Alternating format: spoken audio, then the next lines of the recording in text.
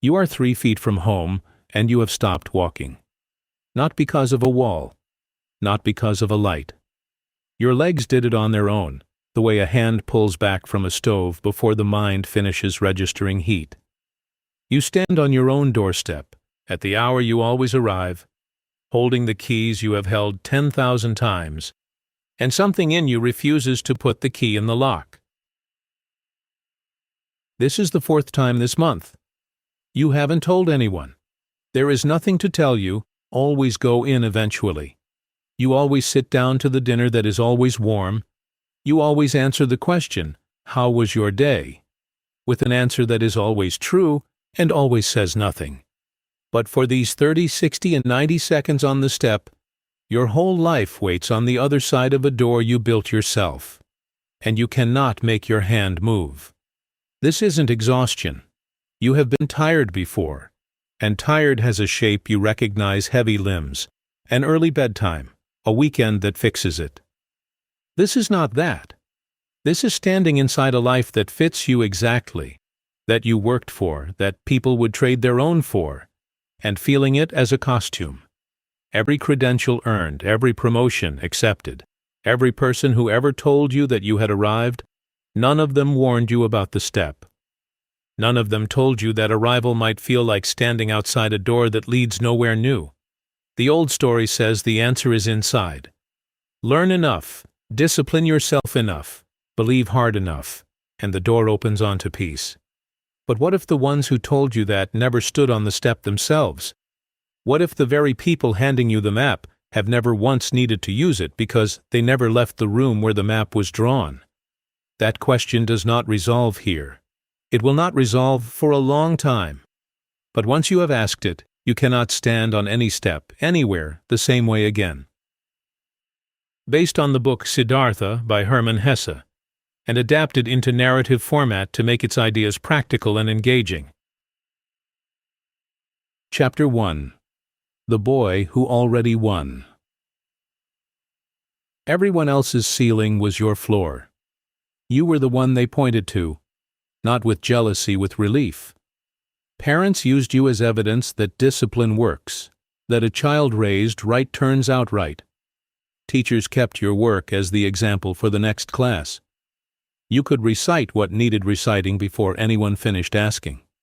You could sit still longer than the others, want less than the others, need less sleep, need less comfort, need less of almost everything except the one thing you were never taught to name. Proof that all of it meant something. Nobody made you excellent. You noticed early that excellence was the fastest way to be left alone in peace, and you have been quietly protecting that peace ever since, through every version of yourself that came after. The version that got the position everyone wanted. The version that finished the program in half the expected time. The version whose name got said with a particular weight in rooms you weren't even in. Here is what nobody warns you about winning early. You start to believe the next level will feel different from this one. It doesn't. Each ceiling breaks, and underneath it is another floor, identical in texture to the one you just left. And you stand on it feeling the exact same nothing you felt on the last one, except now you're too far up to pretend the view will change if you just climb one more flight. You go back and reread your own accomplishments some nights, the way a person checks a pulse. Not out of vanity, out of diagnostic need. Did that actually happen? Did I actually feel anything when it did? And the honest answer, the one you don't say out loud to anyone, is that you remember the events with total clarity, and the feelings not at all. You have an extraordinary memory for facts, and almost no memory for joy. This should worry you more than it does. There is a name for the specific flavor of unease that comes from being good at something before you ever decided you wanted it. It isn't burnout. Burnout has an origin, a moment of overreach you could point to and undo. This has no origin. It was always there, underneath the achievement, patient, the way a stone is patient under a river. The water changes constantly. The stone was never moved. Somewhere between the first thing you were praised for and the version of yourself standing here now, you stopped checking whether any of it was actually yours. That sentence deserves a pause, because it is easy to read past. Not yours in the sense of ownership, you earned every bit of it. No one is disputing the effort. Yours in the sense of chosen. There is a difference between a path you walk because you built it stone by stone, deciding at each fork, and a path you walk because it was the only direction that kept the praise coming. Both paths can look, from the outside, exactly the same. Both can lead to the same office, the same title, the same version of made it. Only one of them was ever actually a decision. You have spent years assuming the discomfort would resolve itself with the next achievement. It has not. It will not. This is not a flaw in your effort. It is information, arriving late, about a question you have been outrunning since before you had language for it. What happens to a person who becomes excellent at obeying before they ever learn to want?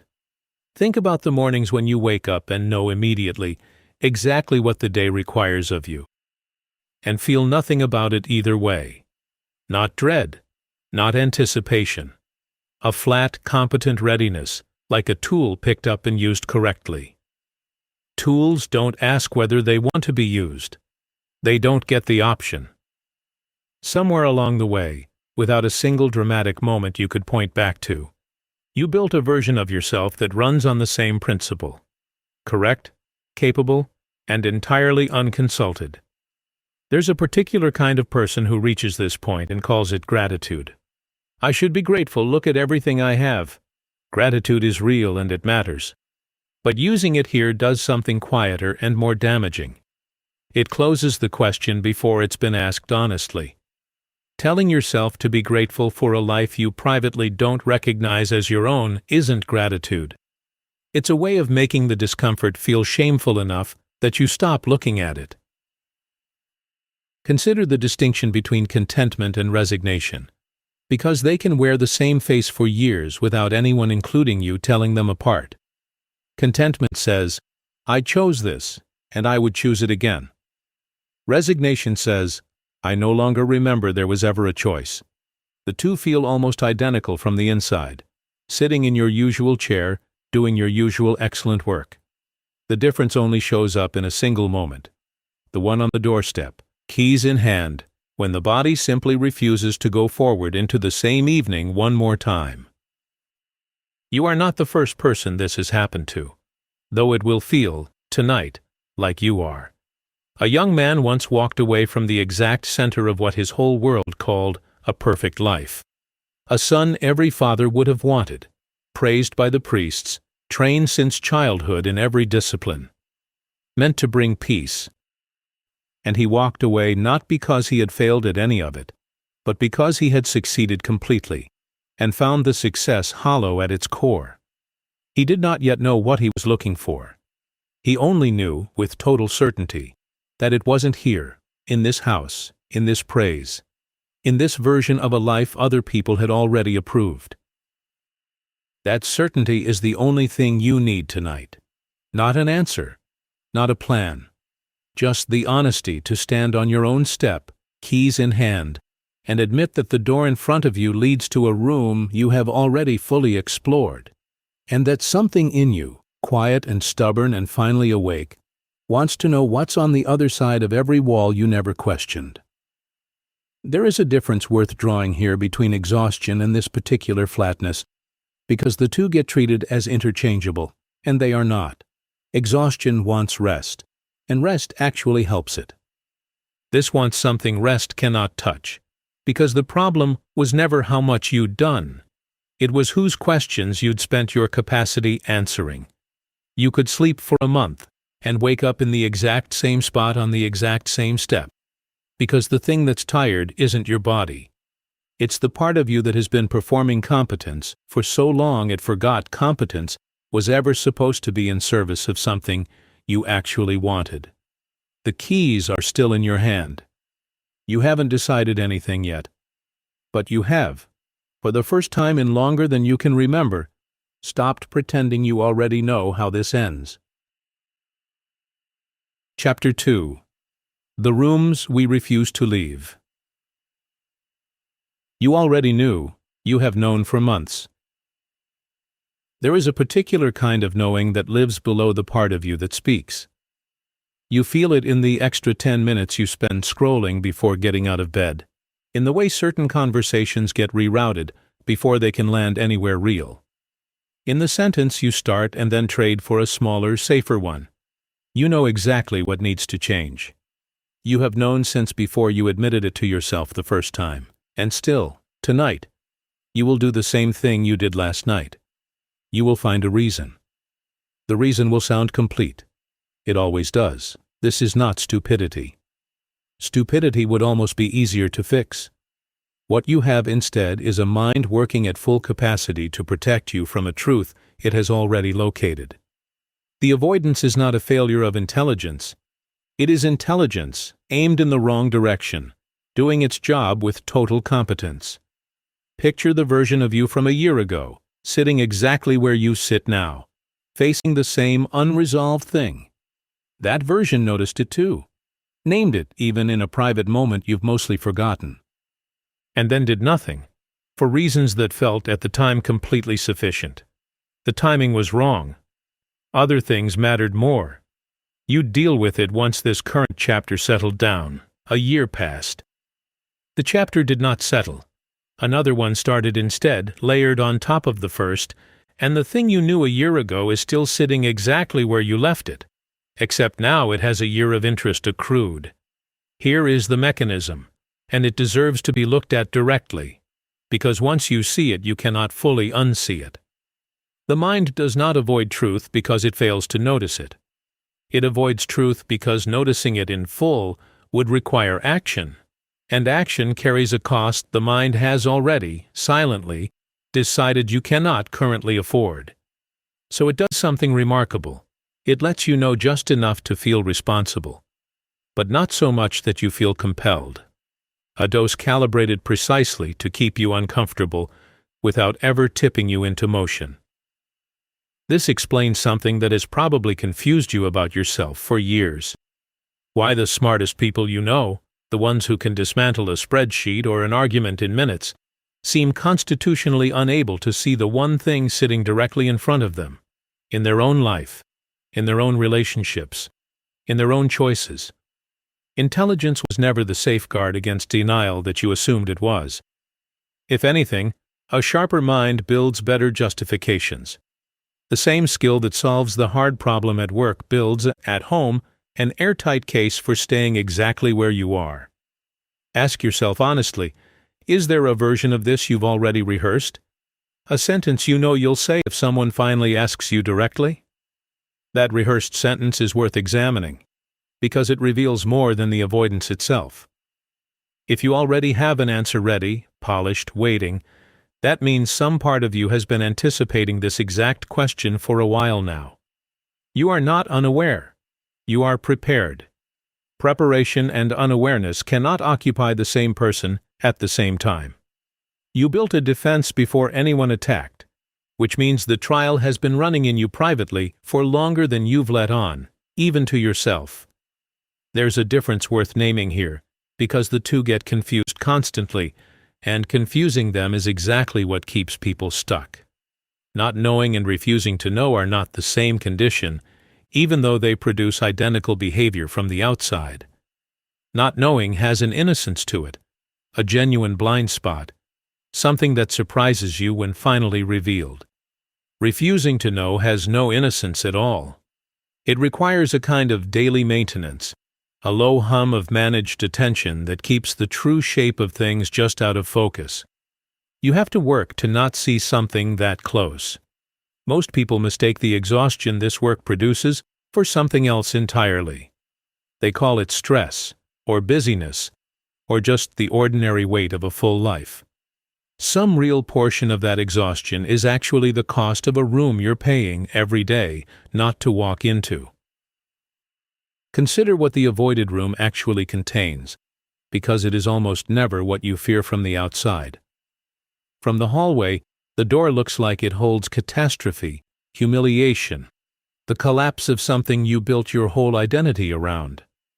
People spend years circling a door imagining the worst possible room behind it. And then on the rare occasion someone finally walks through, What waits there is usually smaller and more survivable than the imagined version, and often it is simply grief.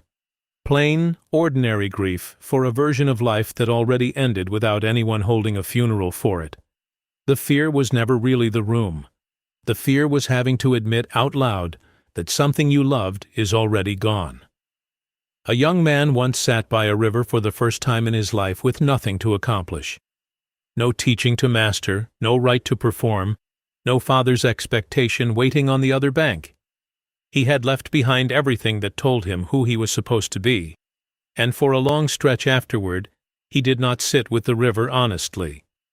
He filled the empty hours with new disciplines, new hungers, new versions of the same old striving, because the river, if actually looked at, if actually listened to, would have told him things he was not ready to hear about how much of his old life had been performance. He knew. Somewhere underneath the fasting and the wandering, he knew. And still it took him years, and a near total collapse, before the knowing was allowed to surface into something he could finally act on. You do not need years. You do not need a collapse. What you need is smaller and far less dramatic than either. What you need is one honest minute where you stop managing the knowing and simply let it speak in full sentences. Not to anyone else, just to yourself, in whatever room you're avoiding right now, in whatever conversation you keep rerouting, in whatever decision you keep calling not yet. The mind that built the avoidance is capable, with the exact same intelligence, of building the exit. It has just never been given permission to use that intelligence in this direction. Nobody is coming to give you that permission. It was never anyone else's to give. Notice, too, the specific vocabulary avoidance prefers because it has a house style. And once you know it, you'll hear it everywhere in your own head. It favors the word eventually. It favors once things settle. It favors turning a decision into a feeling, so that instead of asking what you're going to do, you find yourself asking only how you feel about it today, as if feeling were the whole task. Feelings shift by the hour. A decision made contingent on feeling right will wait forever, because the feeling of readiness rarely arrives before the action that's supposed to produce it. Tonight on the step, keys still cold in your hand, the door you have been avoiding is not on the other side of the house. It is here. It was always here. You have simply gotten remarkably good, over a long time, at standing 3 feet from it and calling that distance an entire life. Chapter 3. The Pattern Named. Say it out loud, just once. See if the sentence survives contact with air. Somewhere in the last 2 nights, standing on that same step, a shape started to form. Not an answer yet. A shape. You could almost trace its edges if you tried, the way you can sense a word sitting at the tip of your tongue before it arrives. Tonight, it arrives. Not because you searched for it, but because you finally stopped running from the searching. Here is the pattern, named plainly, without softening. You have spent your entire life being excellent at other people's questions, and you have never once been asked, seriously, what your own question is. Read that again. It is not a complaint about other people. Nobody forced this on you at gunpoint. Parents wanted a capable child, and you became one. Teachers wanted a disciplined student, and you became that too. Institutions wanted someone reliable, someone who could be counted on to deliver the expected result on the expected timeline. And you built yourself, brick by brick, into precisely that person. Every single one of those wants was reasonable. And the sum of a lifetime spent answering reasonable wants is a person who has forgotten they were ever allowed to have an unreasonable one of their own. This is the part most people skip past too fast, because it sounds abstract until you make it concrete. Think of the last time someone asked what you wanted, not what you should do, not what made sense, not what the smart move was, what you actually wanted, underneath all of it. Notice how long it took you to answer.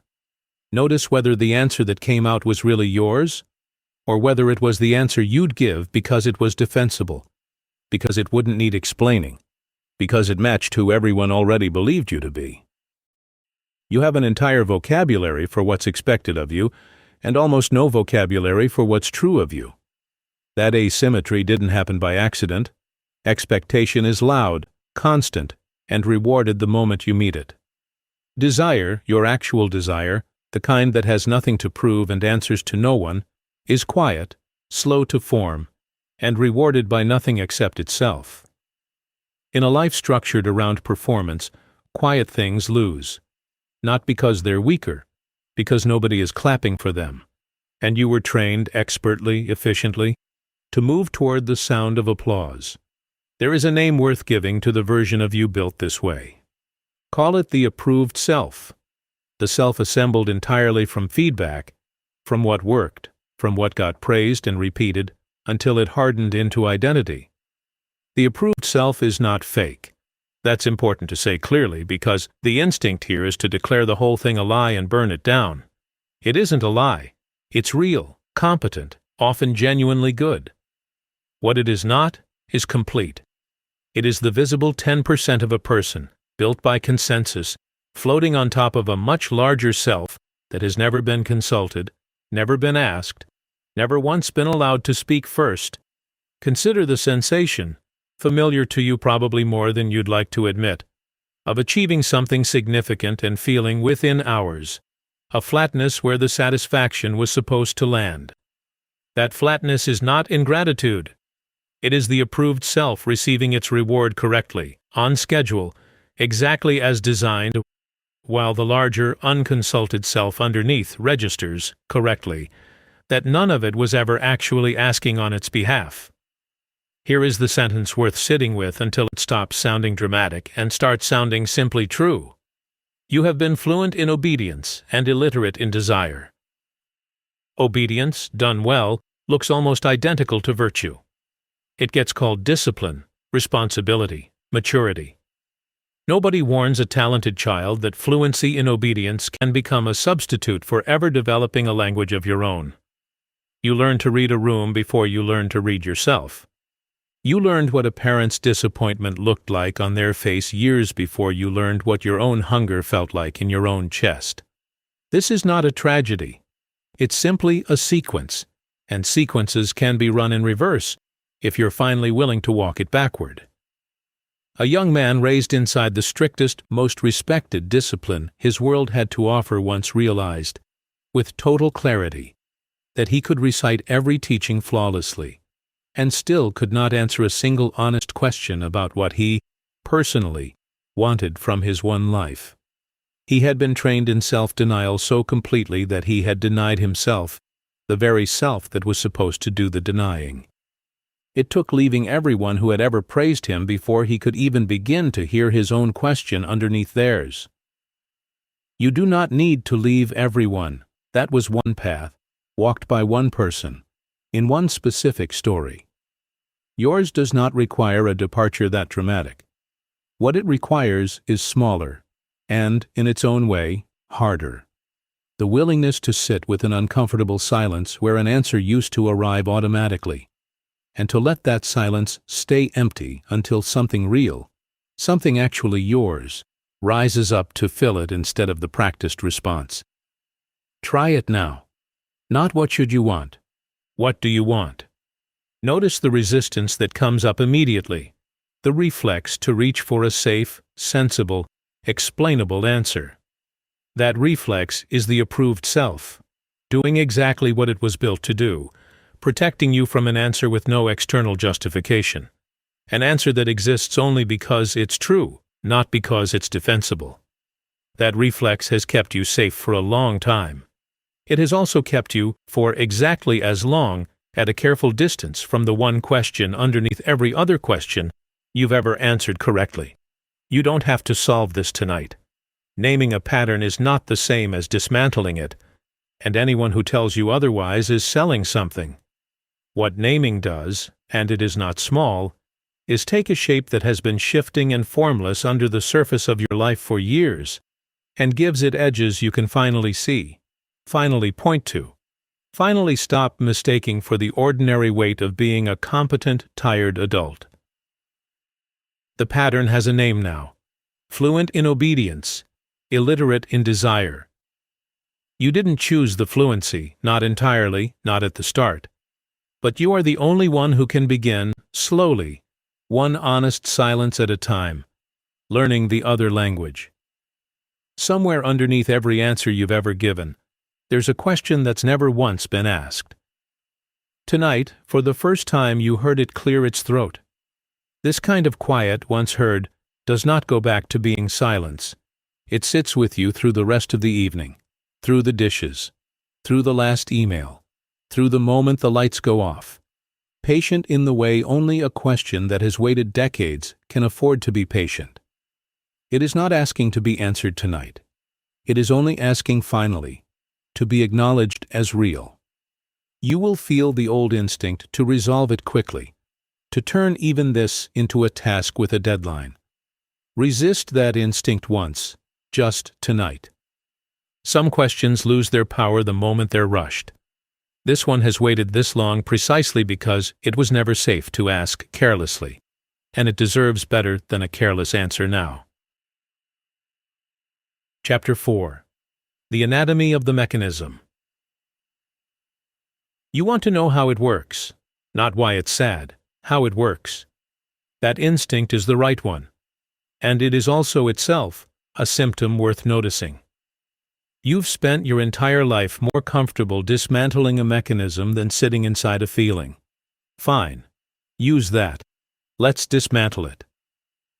The approved self did not build itself in a single moment. It was assembled the way any durable structure gets built, through repetition, through thousands of small transactions that individually meant nothing and collectively became the architecture of a personality.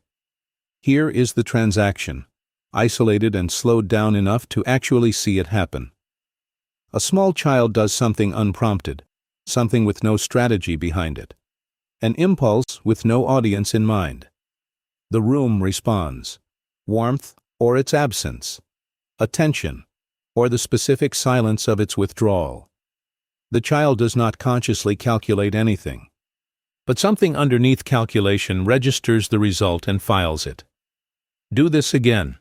Do not do that again. Multiply this transaction by 10,000 instances across 2 decades, and you get a fully formed adult who can navigate any room in seconds, reading exactly what's wanted, delivering it fluently, all without ever once experiencing the process as a decision. This is not manipulation. This is what every child does, because every child needs the room to stay warm. The mechanism has 3 moving parts, and once you can see all 3 at once, you stop being able to unsee any of them. The first part is the scan. Before you speak in most rooms, some fast, silent process has already assessed what's wanted, what would land well, what would cost too much to say. You experience this as instinct, as knowing what to say. It is not instinct. It is a trained reflex, running a calculation so fast it feels like knowing rather than deciding. Notice it the next time you're about to answer someone honestly, and watch the sentence quietly swap itself for a safer one before it leaves your mouth. That swap is the scan, working exactly as designed. The second part is the delivery. Once the scan has selected the acceptable answer, you deliver it with total conviction, because you have done this so many times that the delivery no longer feels like performance. This is the part that fools you most completely. A performance you no longer notice giving is functionally identical, from the inside to sincerity. You are not lying when you say the safe thing. You have trained yourself, over years, to actually believe the safe thing in the moment you say it.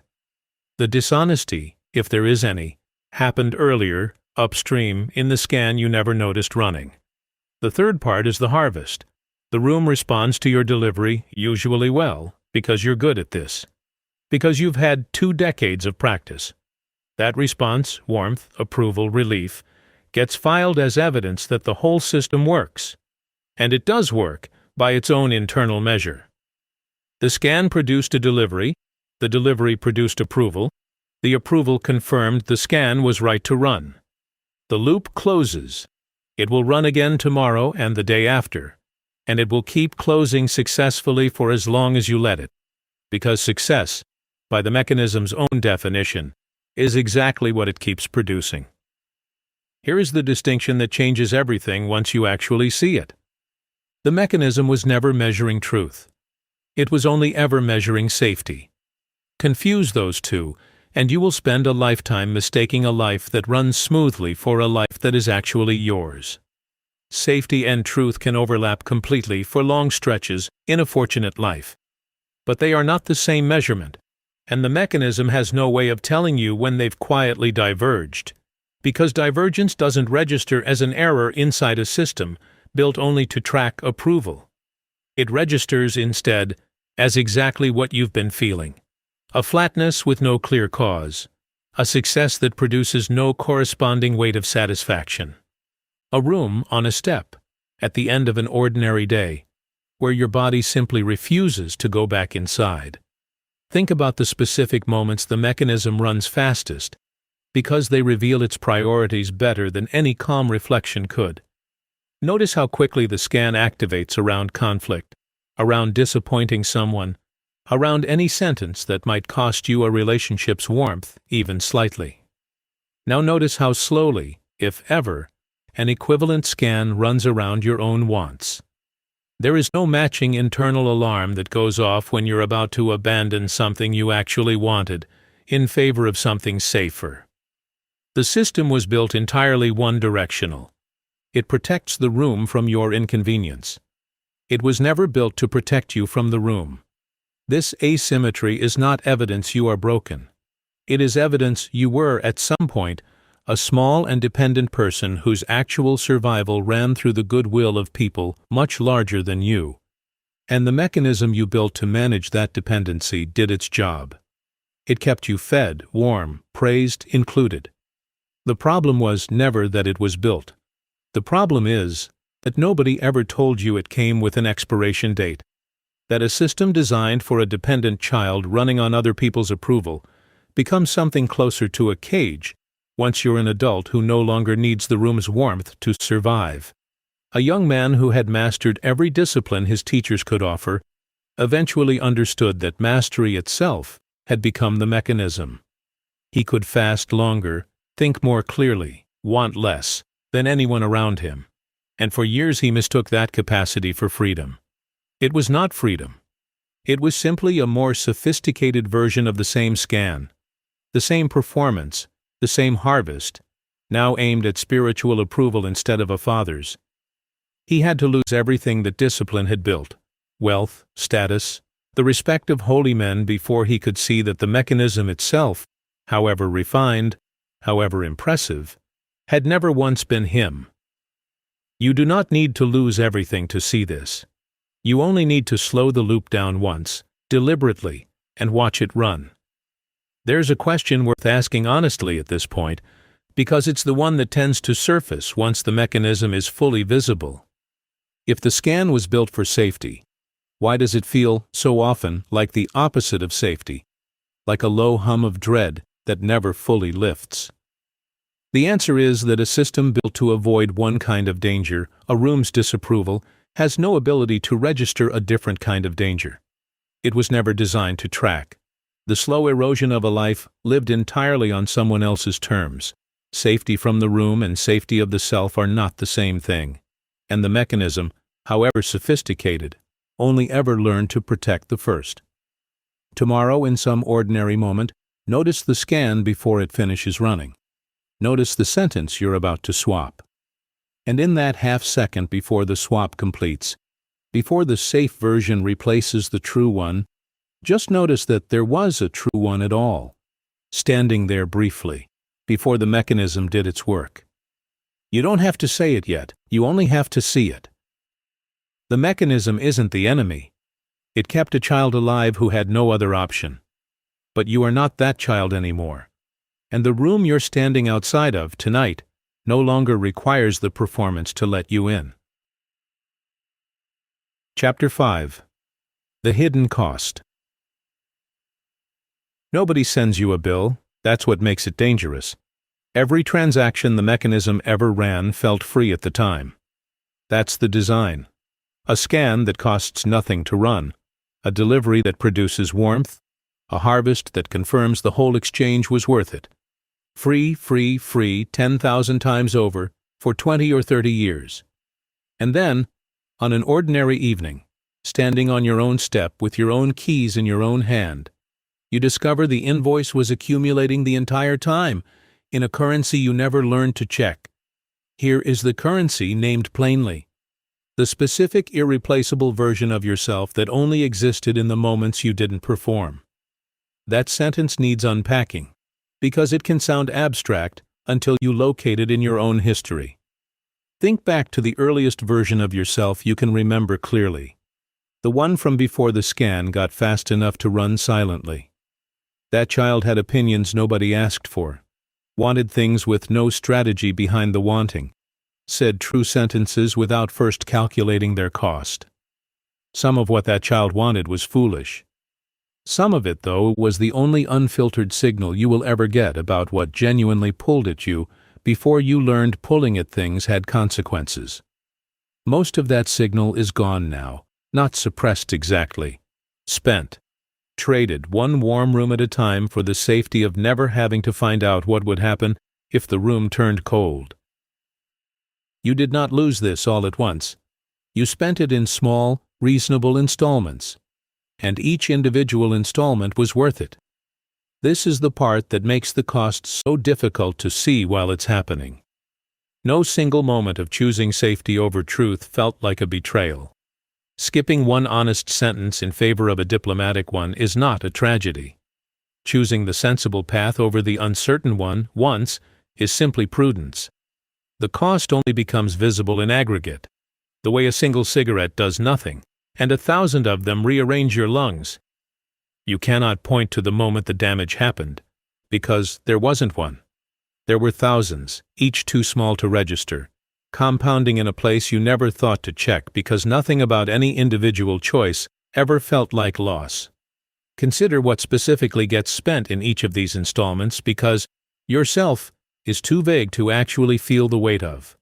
What gets spent is data. Every time you swap the true sentence for the safe one, you lose a small amount of information about what you actually think, and more importantly, you lose practice at finding out. The muscle that locates your own honest response atrophies slightly with each rep you skip. This is why, 20 years in, so many capable, articulate people freeze completely when finally asked a simple, sincere question about what they want.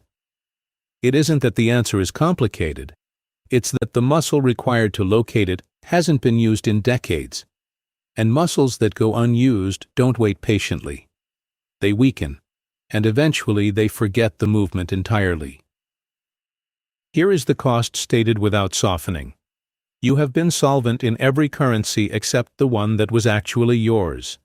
Bank accounts, titles, the respect of people whose respect is genuinely hard to earn. All of that is real, all of that took real effort, and none of it is being dismissed here. But run the audit honestly.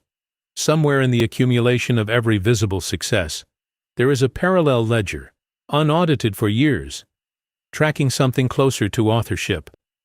How many of your major decisions, if you're rigorous about it, were actually chosen by you, weighed against your own private sense of what mattered, rather than selected because they were the strongest available answer to what the room seemed to want? If that number is smaller than you'd like, you are not unusual. You are, in fact, describing almost everyone who was ever praised early, and often for being easy to be proud of. There's a distinction worth holding here, because collapsing it is what keeps people frozen once they see the cost clearly for the first time. Regret and grief are not the same operation. Regret says the choices were wrong and demands they be undone, which is a trap, because most of them weren't wrong. They were simply the best available move for a person who didn't yet know there was another game to play. Grief says something real was lost in the process, and it deserves to be felt fully, without requiring the loss to have been anyone's fault. You do not need to indict your younger self for the cost. You only need to stop pretending there wasn't one. Picture the specific rooms where the spending happened fastest. The dinner table where a disagreement got smoothed over before it could become a real conversation. The years in a career chosen for its explainability rather than its pull. The relationship maintained past its honest expiration. Because ending it would have required a version of confrontation the mechanism was never built to survive. None of these were single catastrophic failures. Each one was a slow, invisible transfer, moving something real out of your possession and into the account of other people's comfort. One unremarkable Tuesday at a time. A young man who had given away his family's expectations, his teacher's approval, even the respect of the ascetics he'd once impressed, believed for a long time that the giving away was the whole cost, and that once it was done, he would finally be free. It took him much longer, and much more loss, to discover the deeper bill. Years spent in the pursuit of wealth and pleasure, chasing a different kind of approval this time, from merchants and gamblers instead of priests, before he recognized the same mechanism running under a new disguise, and understood that the actual cost of a life spent performing was not the years themselves. It was the slow, accumulating unfamiliarity with his own soul, until one day he looked inward and genuinely did not recognize what he found there. This is the moment the cost becomes visible instead of merely felt. When you try to answer a simple question about your own life and discover you have to search for the answer like a stranger reading someone else's diary. There is a version of this cost that shows up specifically in how you relate to rest, worth naming, because it hides in plain sight. Even your recovery, the vacations, the quiet evenings, the hobbies picked up and dropped, has often been optimized for the same audience as everything else, chosen because it photographs well, explains well, sounds balanced when described to someone else. Real rest, the kind with no explanation required, the kind nobody needs to approve of, has been one of the hardest currencies to spend honestly, because spending it honestly means admitting that some of what looks like leisure was actually just another performance wearing softer clothes. You are not there yet. You are on the step, keys in hand, and the cost has only just become visible, not yet total. This is, in its own strange way, the good news buried inside an uncomfortable chapter. An account only stops accumulating debt once someone finally looks at the balance. You just looked. That alone does not undo what was spent. But it is the only thing that was ever going to stop the spending from continuing unexamined for another 20 years. The bill was always going to come due. The only real choice you ever had was whether you'd be the one to open it, or whether you'd let it keep arriving quietly for the rest of your life. Chapter 6. Why the Old Attempts Failed. You have tried before, don't pretend you haven't. There was a January, or a birthday, or a quiet Sunday after some private low point, when you decided with real conviction that this was the year things would be different. You can probably name it.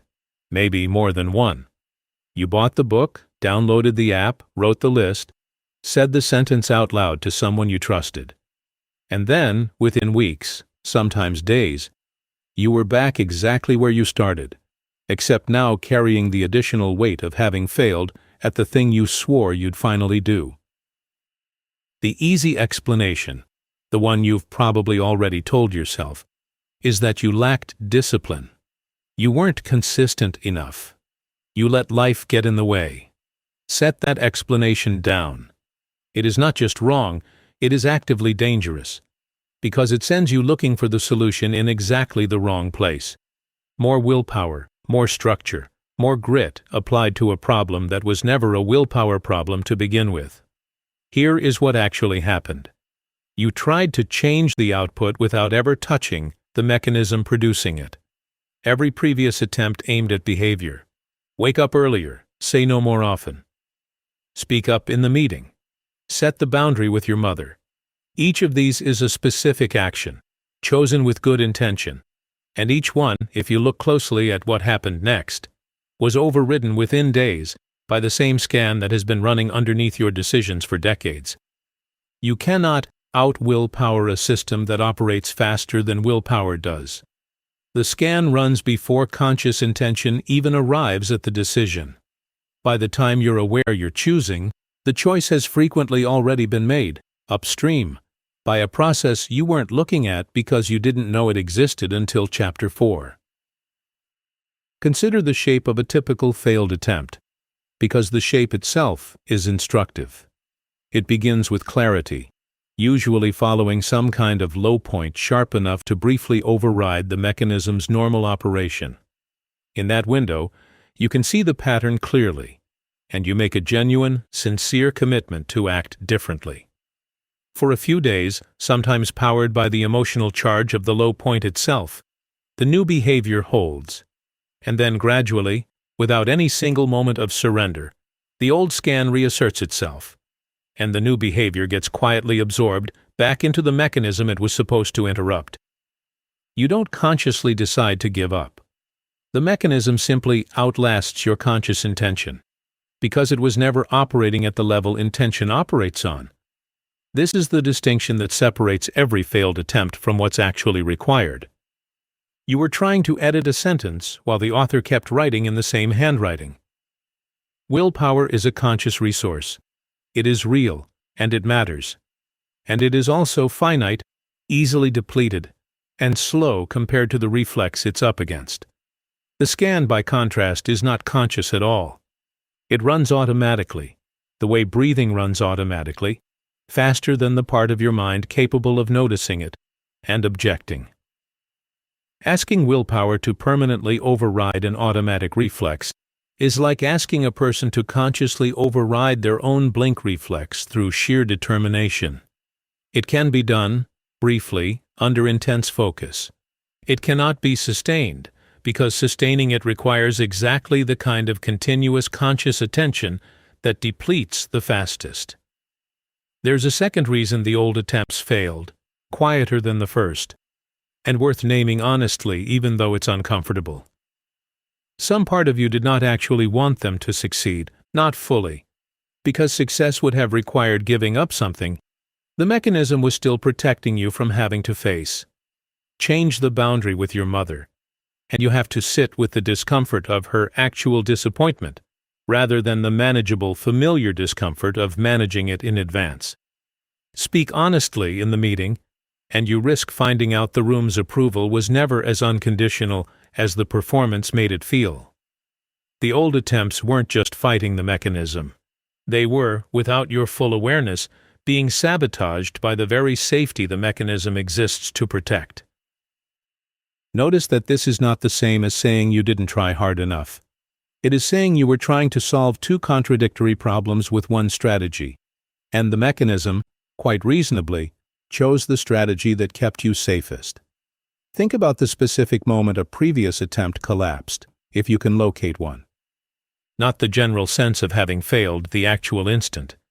There was probably a small specific decision point, a message you almost sent and did not, a sentence you almost said and swallowed instead, and in that instant, the scan ran, calculated the cost of the new behavior against the safety of the old one, and the old one won, quietly, the way it always has. That moment was not a personal failure. It was the mechanism doing exactly what it was built to do, faster and more efficiently than your conscious intention could counter. A young man who left the strictest ascetic order in his world, believing that suffering itself would finally deliver the peace years of easier disciplines had failed to produce, eventually understood that starving the body was not the same as changing the mind underneath it. He had simply built a more extreme mechanism, one that produced impressive results and still left him, at the end of every fast, exactly as far from peace as when he'd begun. More discipline applied to the wrong target does not produce a different outcome. It produces a more disciplined version of the same outcome. This is why the old attempts failed, and it is also, if you let it be, the first genuinely useful information you've had about what to try instead. The mechanism does not respond to force.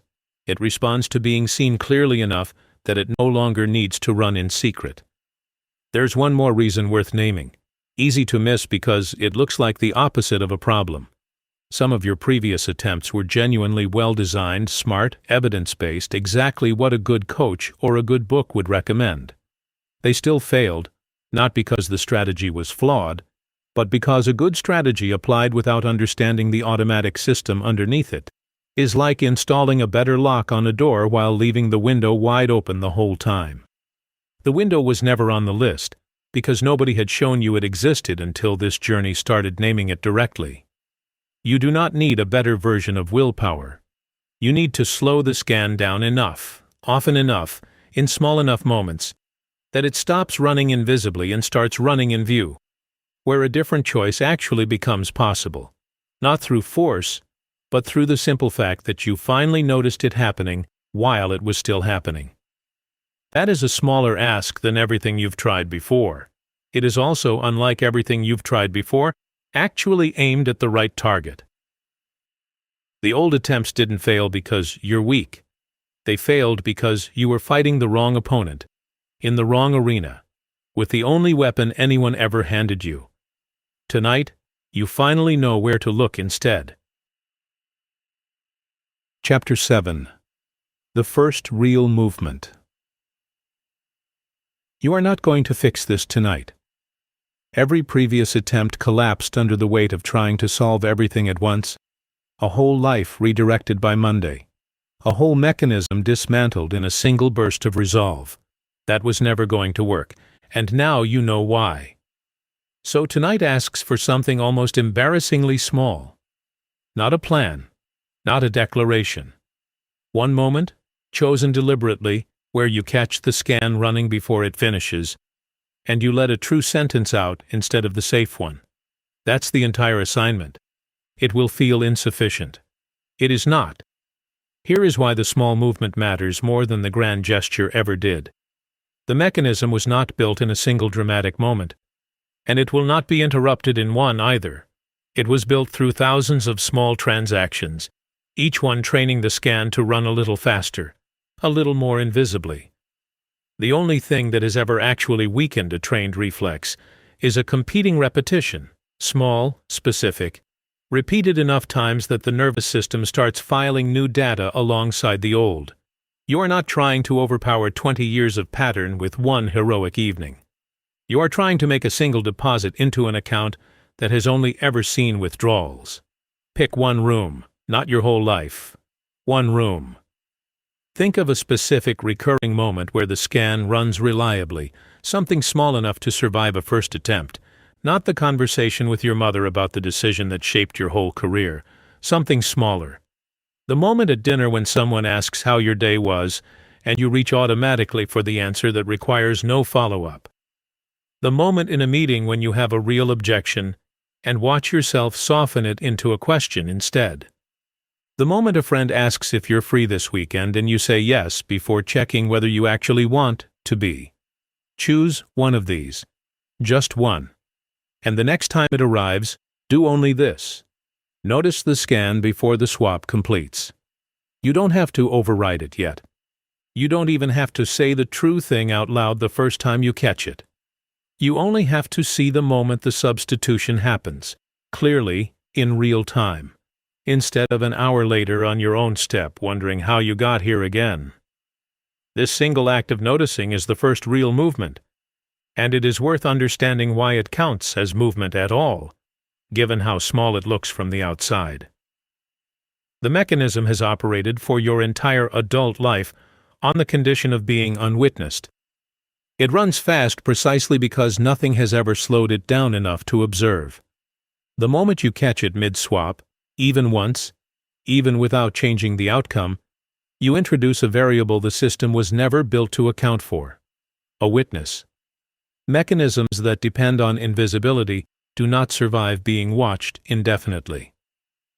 Something in the pattern begins, almost immediately, to change, not because you forced it to, but because observation itself is a kind of pressure that automatic systems are poorly equipped to withstand. Consider what happens the second time you catch it and the third. Each repetition adds slightly more delay between the impulse and the swap, a fraction of a second where the true sentence has room to exist before the safe one crowds it out. That fraction of a second is not nothing. It is, in fact, the entire site where change becomes possible, because it is the only moment in the whole loop where a different choice has ever had any room to occur. Here is the distinction that matters most in this early stage. You are not trying to become a different person by next week. You are trying to become a slightly more honest observer of the person you already are. This reframe matters because the old attempts all failed under the pressure of an identity they demanded too quickly. Wake up as someone who sets boundaries. Become overnight someone who speaks freely in meetings. Identity-level change, attempted before any of the underlying evidence exists to support it, collapses the first time it meets resistance, because there's nothing yet holding it up except willpower, and willpower, as established, loses to the scan every time. Observation-level change asks for something much smaller and much sturdier. Just see it. Just once. You are allowed to remain, for now, the same person who usually swaps the sentence. You are only asked to notice yourself doing it. Picture the specific texture of this first honest moment, because it will not feel triumphant. It will feel awkward, slightly uncomfortable, maybe even a little foolish, catching yourself mid-sentence with no plan for what comes next. That discomfort is not a sign you're doing it wrong. It is the exact sensation of a reflex that has run silently for decades. Suddenly being asked to run in the light. Discomfort here is not failure. It is data. And it is the first data of its kind you have collected about yourself in longer than you can remember. A young man who had spent years mastering the disciplines of the forest, learning to fast, to still his breath, to detach from every want, eventually discovered that none of it had actually changed him, because none of it had ever been witnessed by the part of him capable of learning. It was only when he sat by the river, doing nothing, achieving nothing, simply watching the water and through it, finally watching himself, that anything in him began to genuinely shift. The shift did not come from the discipline. It came from the watching. This is the first real movement, and it is smaller than anything you have tried before, which is precisely why it has a chance of working where the others didn't. There's a temptation, once you understand the size of the first movement, to feel almost cheated by how modest it is after everything the earlier chapters uncovered. That reaction is worth examining rather than obeying, because it's the same appetite for dramatic transformation that sank every previous attempt. The mechanism was never overpowered by drama. It has survived far bigger declarations than anything you're about to try. What it has never survived, not once, in anyone who has actually done this work, is patient, repeated, unglamorous observation, applied consistently to one small room at a time until the room itself stops feeling automatic. Tomorrow, in the room you chose, when the moment arrives, you will feel the scan begin its familiar run. Let it run. Just watch it happen all the way through, once, with full attention, the way you'd watch a machine you were finally curious about, instead of one you'd stopped noticing entirely. You do not have to change the outcome yet. You only have to be present for it, fully, for the first time. There is no reward waiting at the end of this particular attempt, no visible outcome to report back to anyone. And that absence is precisely the point. This movement was never meant to be witnessed by the room. It was only ever meant to be witnessed by you, which is the one audience the old mechanism never learned how to perform for. Something that has run in the dark for 20 years just felt for one full second what it's like to be seen. It will not be the same after that, and neither, slowly, will you. Chapter 8. The Internal Resistance. You caught it, and now something in you is pushing back. Nobody warned you about this part, so it deserves to be said plainly. The moment you actually begin to interrupt the mechanism, some part of you will fight to restore it. Not because that part is your enemy, because for your entire life, that part's entire job has been keeping you safe inside the pattern, and it does not yet know the pattern is no longer the thing keeping you alive. This is the resistance, and it will not announce itself as resistance. It will announce itself as reasonableness, a voice, calm and articulate, explaining that maybe this isn't the right week to start, that the timing is off, that you should ease into it more gradually, that the person you almost told the truth to has enough on their plate right now without your honesty added to it. This voice sounds exactly like wisdom. It has had decades of practice sounding like wisdom, because sounding like wisdom is the most efficient way to win. Here is what the resistance actually is, stripped of its disguise. The mechanism, having noticed it is being watched, deploying every argument it has to return to the dark. You need to understand something about how long this system has been running before you can appreciate the scale of what's pushing back. This is not a habit of a few months, easily talked out of itself with a fresh burst of motivation. This is the operating structure of a self built over 2 or 3 decades, refined through thousands of successful transactions, each one confirming that the pattern works, that safety lies in the performance, that the cost of deviation is real and dangerous. A structure with that much confirmed history does not step aside because you noticed it once or twice in a single week. It escalates. Notice the specific forms the escalation tends to take, because recognizing them in advance is the only real defense against them.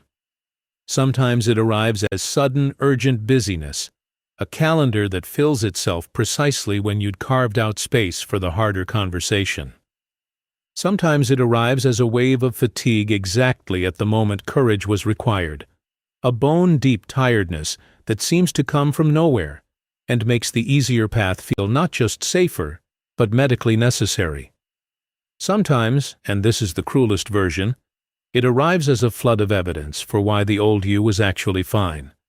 Memories of the praise, the awards, the moments the mechanism delivered real, undeniable good, presented not as balance but as argument, a closing statement for the defense. None of these are signs you were wrong to start. They are signs the system understood correctly, that something in its control was loosening, and it responded the only way it knows how. There is a particular kind of exhaustion that shows up specifically during this phase, and it deserves its own name because confusing it with ordinary tiredness will send you looking for rest when what you actually need is recognition. Call it threshold fatigue.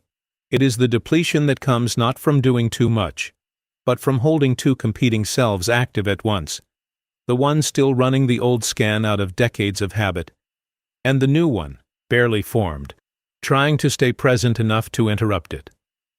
2 systems running simultaneously cost more energy than one system running alone, even when the one system is dysfunctional. This is why the week you finally start trying feels harder than the 20 years you spent not trying at all. You are not regressing. You are metabolically paying for the presence of a second, competing option where there used to be only one automatic path. Think about the specific relationship where this resistance is likely to show up loudest, because it will not distribute evenly. It concentrates wherever the mechanism has the longest history and the highest stakes, usually the relationship where your performance was first rewarded and most reliably reinforced, a parent, an old mentor. Sometimes a version of yourself you built specifically to survive one particular household. That relationship's mechanism will resist hardest, because it is the oldest branch of the system, wired in before you had any other option, and dismantling it will feel, at moments, like a genuine threat to your survival, even though you have not needed that survival strategy in years. Here is the distinction worth holding on to through this entire phase. The resistance is not proof you're on the wrong path. It is proof you're finally on the right one. A system in no danger does not escalate. Comfortable, unchallenged patterns run quietly, without needing to argue for themselves, because nothing is asking them to defend their existence. The volume of the resistance you're feeling right now, The sudden reasonableness, the fatigue, the flood of nostalgic evidence is in direct proportion to how real the threat to the old pattern actually is. This is uncomfortable news delivered as good news, and it is genuinely good news. The louder the argument for staying the same, the more evidence you have that something in you is finally moving. A young man who left everything, the discipline of his fathers, the promise of enlightenment through the ascetic path, eventually found himself years later pulled toward wealth and pleasure, with an intensity that shocked him, gambling away fortunes, indulging appetites he'd spent his youth training himself to transcend. He did not understand in the moment that this was not failure or hypocrisy. It was the old mechanism, threatened by everything he had begun to see by the river, fighting with everything it had left to reclaim him.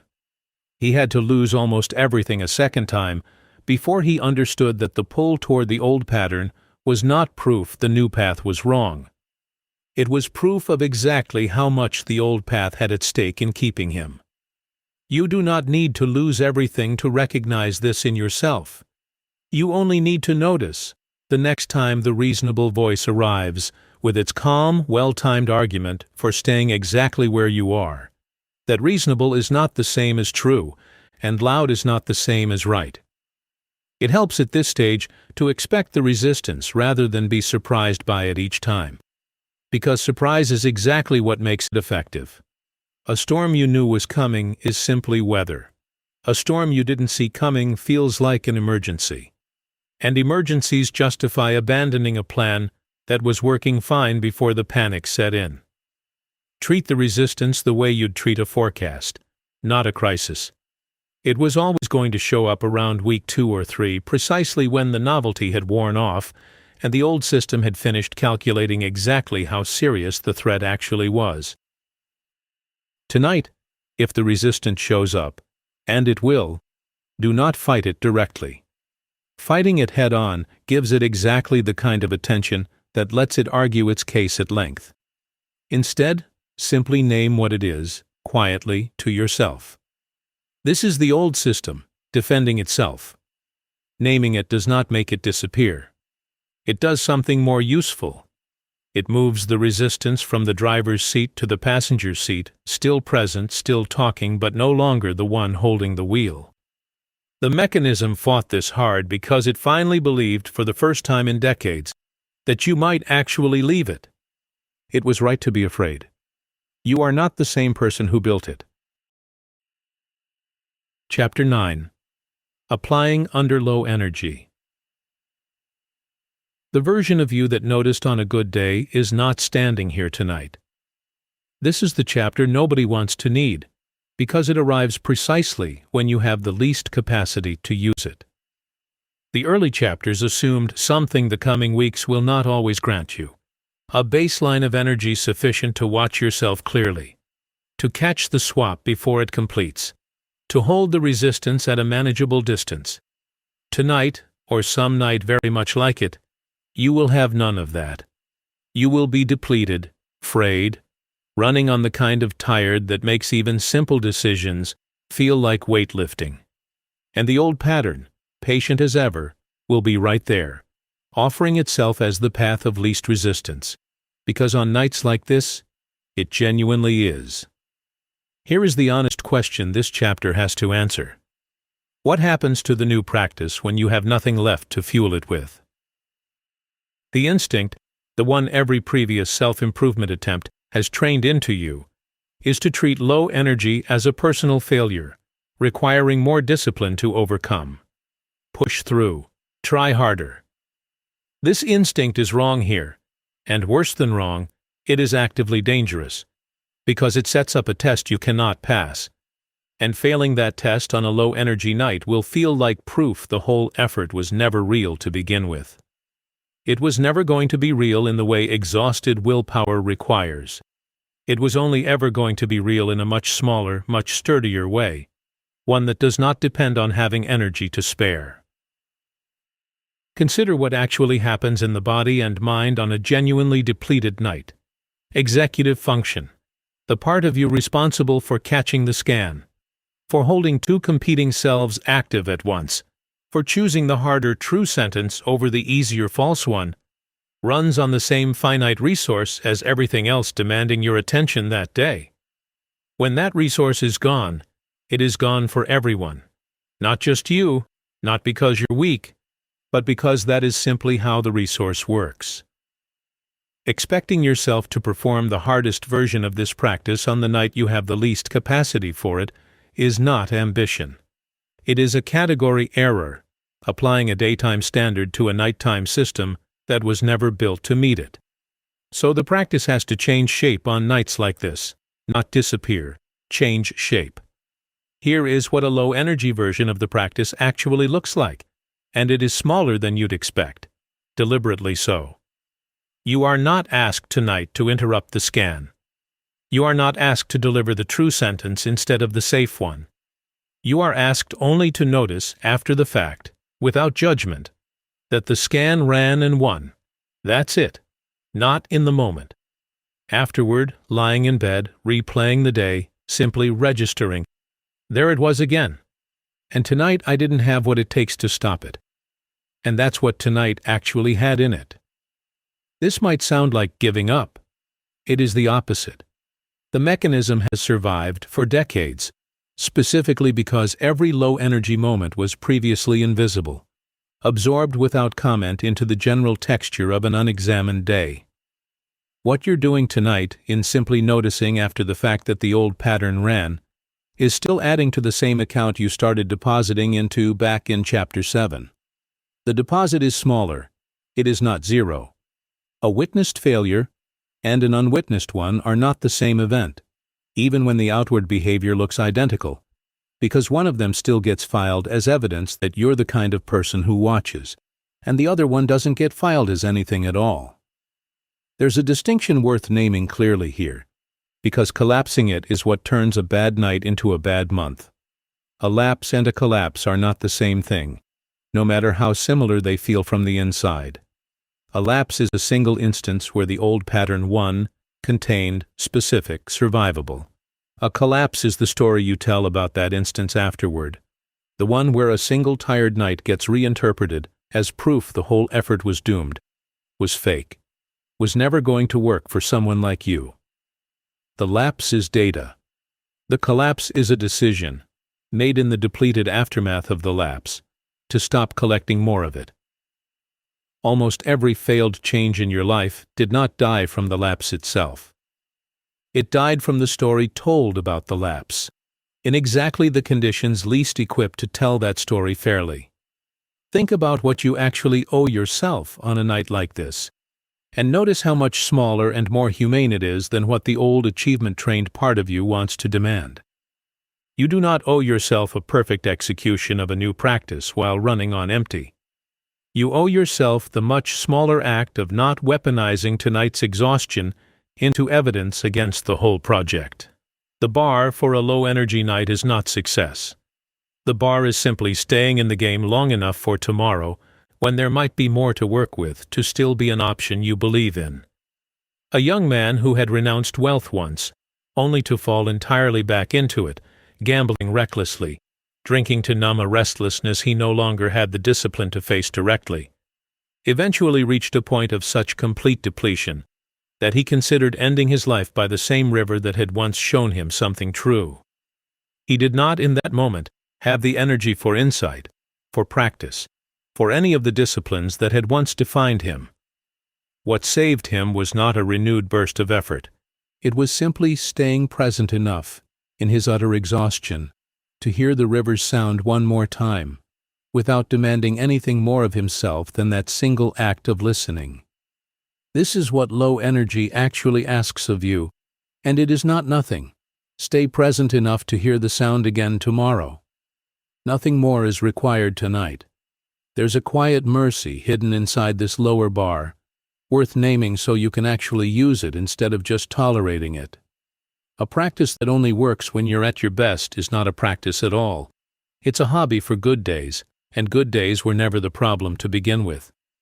The nights that matter most, the ones that actually decide whether any of this becomes real, are precisely the depleted ones.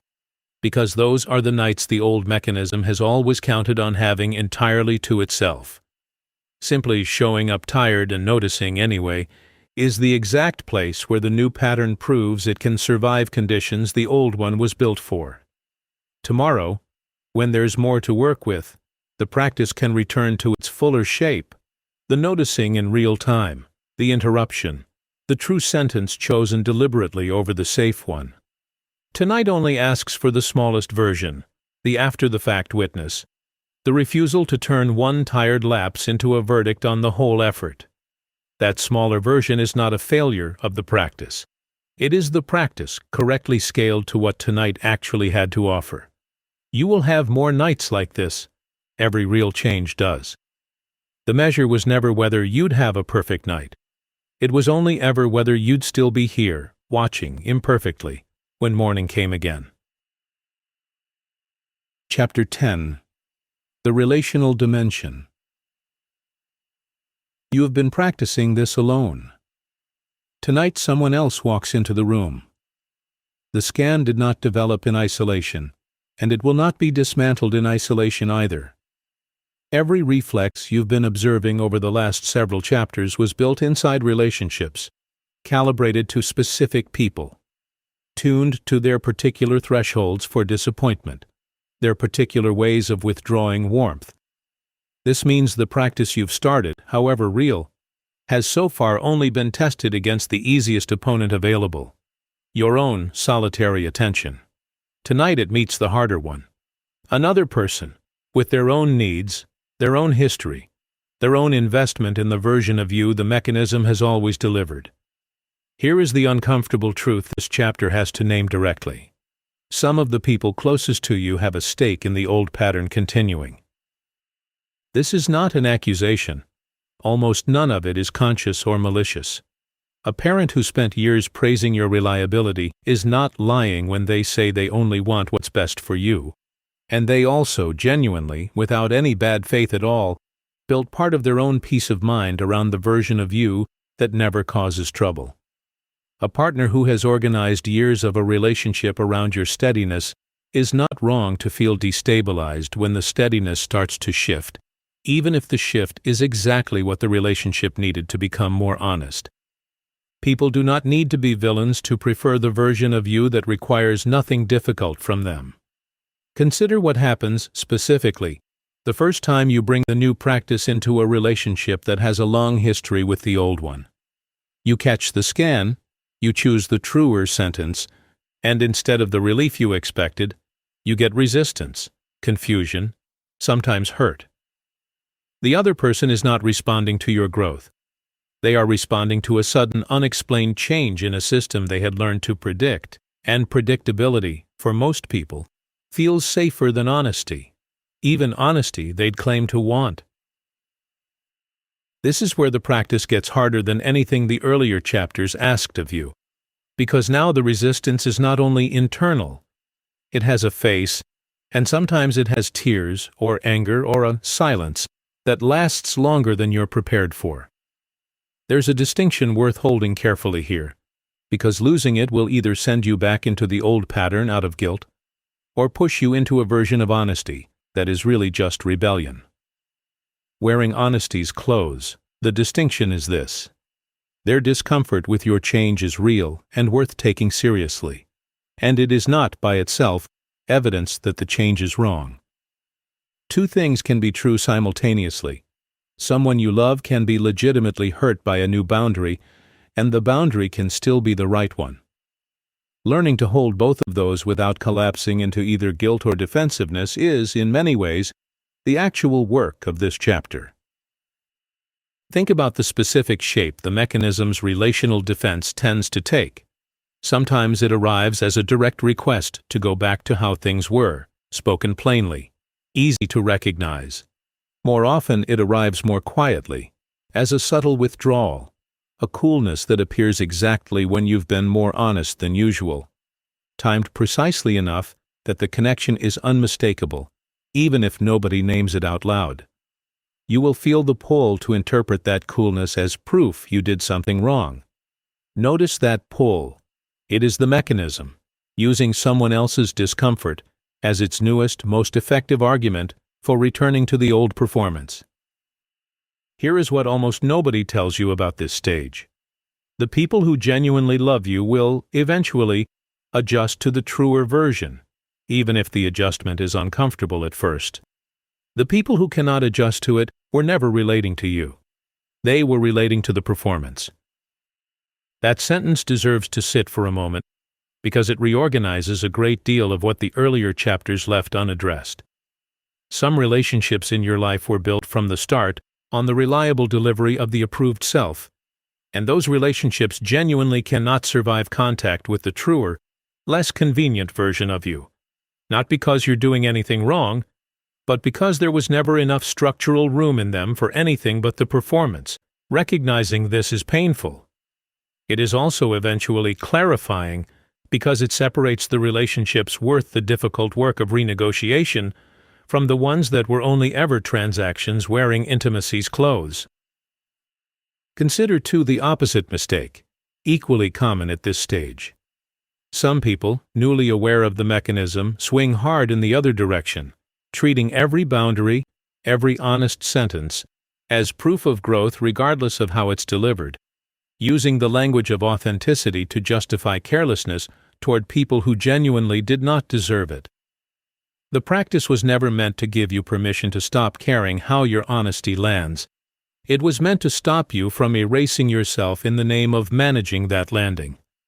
There is a difference between honesty delivered with care and honesty used as a weapon. And the mechanism, ever adaptable, is fully capable of disguising the second as the first, if you're not paying close attention.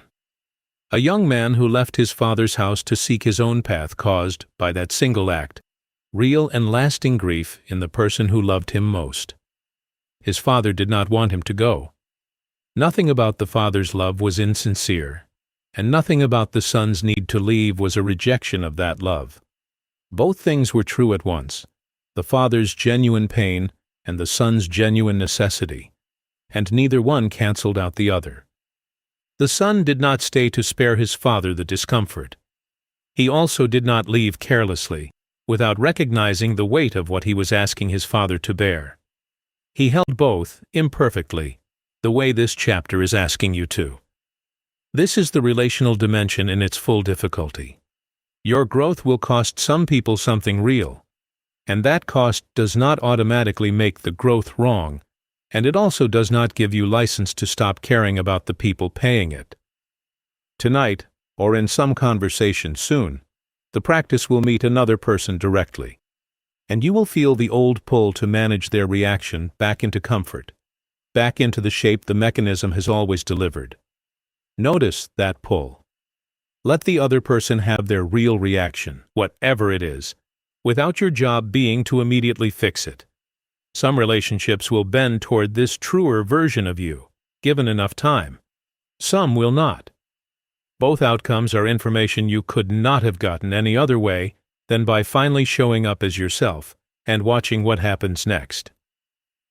There is a quieter category worth naming before this chapter closes, distinct from either the people who adjust and the people who can't. The people who are simply confused, without malice, without a stake in the old performance, just genuinely unsure what changed and whether they did something wrong. These relationships deserve patience rather than a verdict. Confusion is not resistance. It is what any reasonable person feels when a pattern they'd learned to predict starts producing different results, and it usually resolves on its own, given honest explanation and enough time to become the new normal, instead of a rupture. You were never going to find out who actually loves you until you stopped performing for them. Tonight, in some small way, you finally started finding out. Chapter 11. The Oldest Root. Every pattern has a first instance. Tonight, we go looking for yours. The mechanism you've been observing did not begin the year you can most easily point to, the difficult job, the relationship that demanded too much silence, the loss that taught you to manage your own needs quietly. Those were amplifications, not origins. The scan was already running by then, already fast, already fluent. To find where it actually started, you have to go further back than the memories you've rehearsed and into the years before you had language sophisticated enough to narrate what was happening to you, which is exactly why this root has stayed hidden for so long. You cannot object to a story you were never given words for. Here is the uncomfortable premise this chapter asks you to sit with. The version of you reading this right now learned the mechanism's first lesson before you were old enough to consent to learning anything. Somewhere in early childhood, in a specific room you may or may not remember clearly, something happened that taught a very young version of you a foundational rule about safety. Perhaps it was a parent whose love, however genuine, arrived with conditions attached. Warmer when you performed well, cooler and harder to locate when you didn't. Perhaps it was a household where a sibling's difficulty absorbed all the available attention. And you learned, correctly, that being easy was the only reliable way to be noticed at all. Perhaps it was something quieter still. No single dramatic event, just a general climate where need itself seemed to cost more than it was worth. And the safest strategy was to require as little as possible. None of this needs to be traumatic in the dramatic sense to have done its work. The mechanism does not require catastrophe to install itself. It only requires repetition, and repetition is the one thing ordinary childhood provides in abundance. Consider the specific mechanics of how a small child processes an environment like this. A child has no framework yet for holding a nuanced truth like "my parent loves me," and is also, right now, too overwhelmed to show it the way I need. A child's mind, still forming, reaches instead for the simplest available explanation, and the simplest available explanation is almost always self-referential. Something about me made this happen. Something about my needing this made the warmth go away. This is not a logical conclusion. It is a survival heuristic, built by a mind too young to do anything more sophisticated, and it is precisely because it was built so young that it has operated ever since, below the level where adult reasoning can easily reach it. Here is the distinction that changes how you relate to this root, once you actually see it clearly. The child was not wrong to adapt. The child was doing exactly what an intelligent, dependent creature does when the alternative to adaptation is a threat to belonging itself. There is no villain required in this story, and searching for one usually leads you away from the actual root rather than toward it. Most of the people who first taught you this lesson were themselves operating under mechanisms installed a generation earlier, doing the best they could with resources, patience, and self-awareness that were often genuinely limited, not through malice, but through their own unexamined history. This does not erase the impact on you. It simply means the root of this pattern is not a story about a bad person doing something deliberately harmful. It is a story about an ordinary, imperfect transmission, passed down the way most things get passed down, quietly, without anyone intending the weight of what they were handing over. Think about the earliest memory you have of feeling that your needs were, in some way, too much. Not a dramatic memory necessarily. Sometimes the most formative ones are almost embarrassingly small. A specific look, a particular tone, a moment of being told, gently or otherwise, to calm down, to stop making a scene, to be reasonable. That moment, or one like it repeated enough times across enough ordinary days, is very likely the true root beneath everything the last 10 chapters have examined. The scan you've been observing in your adult relationships is not a new invention. It is a direct descendant of the exact strategy that small, dependent version of you built to survive one particular household. Here is why this root has survived so long, undisturbed, underneath a lifetime of visible success. It was never irrational. It worked. It is still, in a narrow sense, working right now. The mechanism's persistence is not a mystery once you understand this. A strategy that successfully protects a small child's belonging does not get discarded just because the child grows up.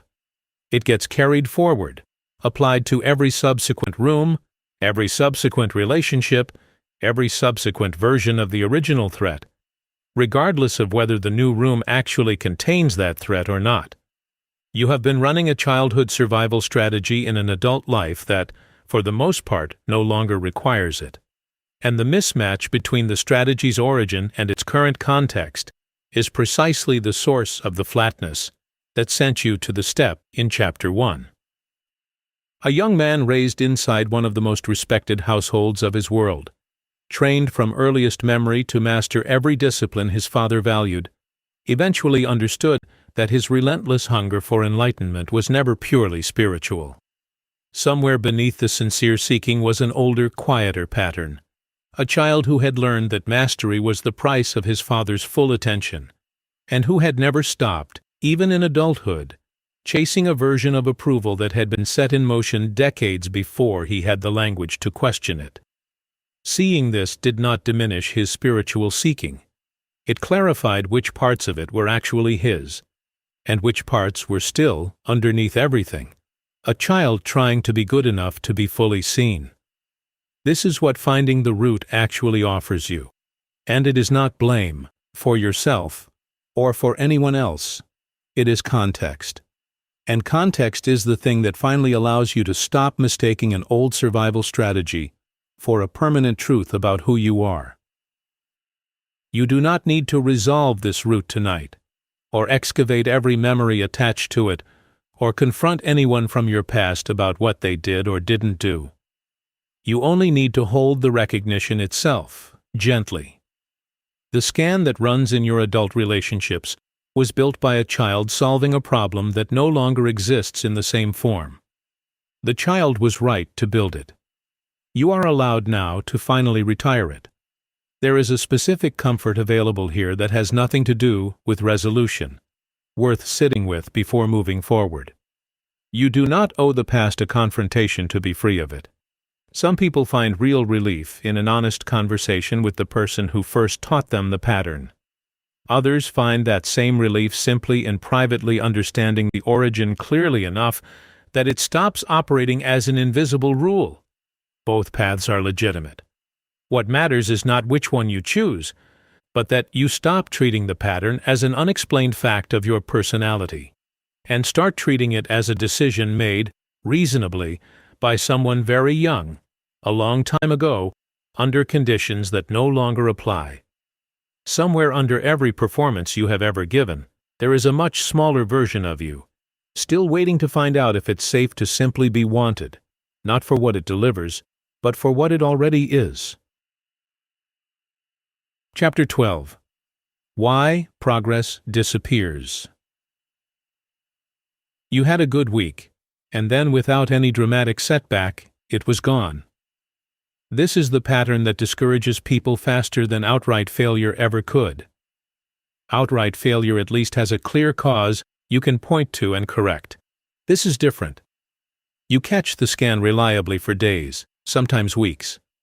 You feel the shift, real and undeniable, a lightness in conversations that used to require management. A sentence spoken plainly, that would have once been softened 3 times before leaving your mouth. And then, without incident, without a single bad night to blame, you notice weeks later that you're back to swapping the sentence automatically, and you can't identify when the reversal happened. It didn't happen. It eroded, the way anything unattended erodes, slowly enough that no single day carries the blame. Here is the mechanism behind the disappearance, and it is not mysterious once named. Progress that exists only as internal awareness, with no structure holding it in place, reverts to whichever pattern has the most historical reinforcement. And the old pattern has decades of reinforcement behind it. The new one has weeks. This is not a failure of your commitment. It is simple arithmetic. A pattern practiced for 20 years against a pattern practiced for 3 weeks is not a fair fight, no matter how sincerely you mean the new one.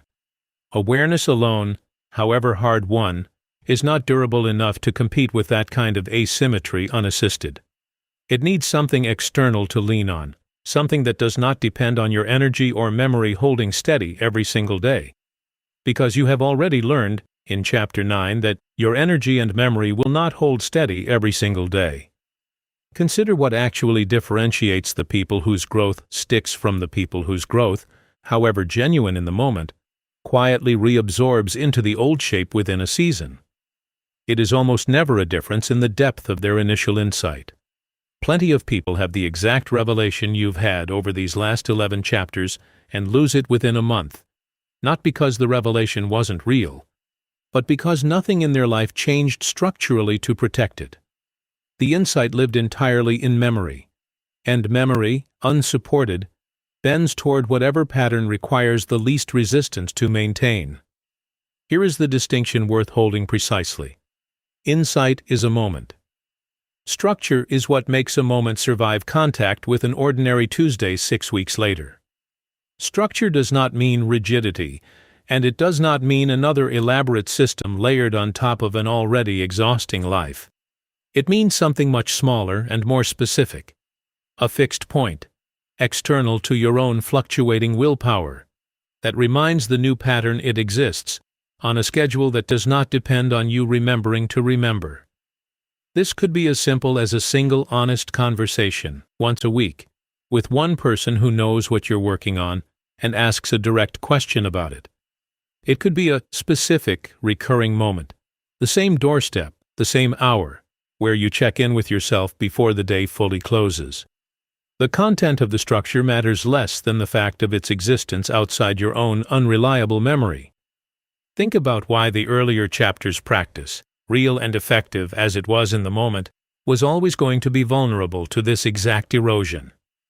Catching the scan in a single instance is a private, internal event, visible only to you, verified only by you, with no witness and no record beyond your own recollection. Private, unwitnessed progress is the most fragile kind that exists, not because it isn't real, but because nothing holds it accountable to continuing once the initial motivation that produced it naturally fades, as all initial motivation eventually does. This is why the disappearance always arrives without a dramatic cause. There was no cause. There was only the absence of anything strong enough to keep gravity from doing what gravity always does to anything left unsupported. Consider, too, a subtler reason progress disappears, one that has nothing to do with structure and everything to do with a trap the mind sets for itself once early success arrives. A few good weeks can produce a dangerous kind of confidence, the sense that the pattern has actually been solved, that vigilance is no longer necessary because the hard part is behind you.